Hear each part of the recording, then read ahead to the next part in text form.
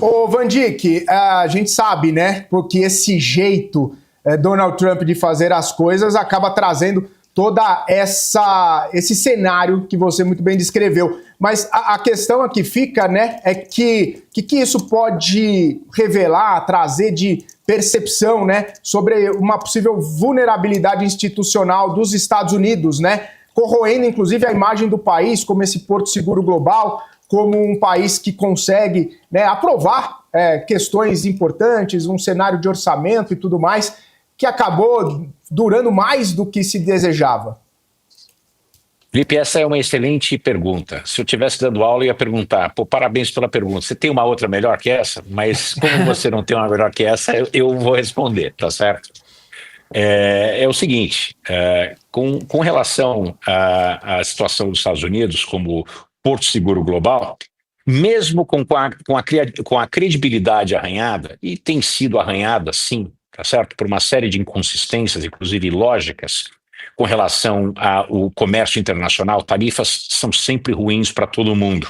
Ninguém ganha com tarifa. A gente tem a produção de uma quantidade gigantesca de trabalhos empíricos que mostram isso. A gente tem o que aconteceu no começo da década de 30, no final da década de 20, que levou à Grande Depressão em 1930, durante a quebra da Bolsa em 29.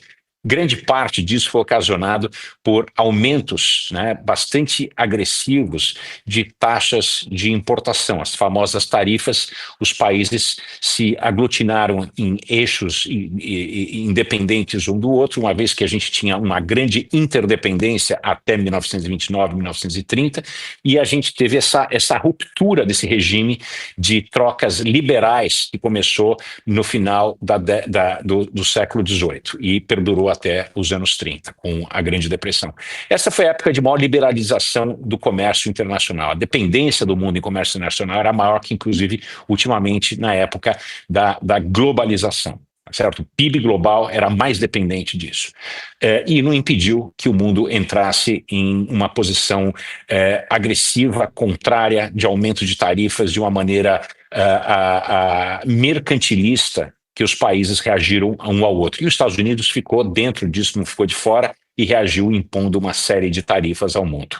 Isso acabou, né? Culminou, inclusive, com uma série de problemas, e houve a alimentação dos regimes ultranacionalistas, que é similar ao que a gente tem visto hoje ao redor do mundo, e deu, né, o espaço para que o nazismo e o fascismo tomassem grandes dimensões na Europa, levando à Segunda Guerra Mundial. Nós não estamos exatamente no mesmo lugar, mas a gente está num lugar que faz lembrar, né? É importante a gente lembrar disso, que a gente se lembra vendo o que está acontecendo aqui.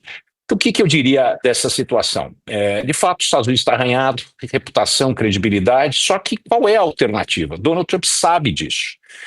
A segunda melhor alternativa seria a China, uma autocracia ditatorial, onde pessoas são fuziladas. Quer dizer, bem, qual seria a outra alternativa? Seria o Brasil? Seria a União Europeia? A União Europeia, eu vivo aqui, é maravilhoso, é gostoso, a gente come bem, mas tem nada que é criado. A maior empresa que existe na União Europeia é a SAP.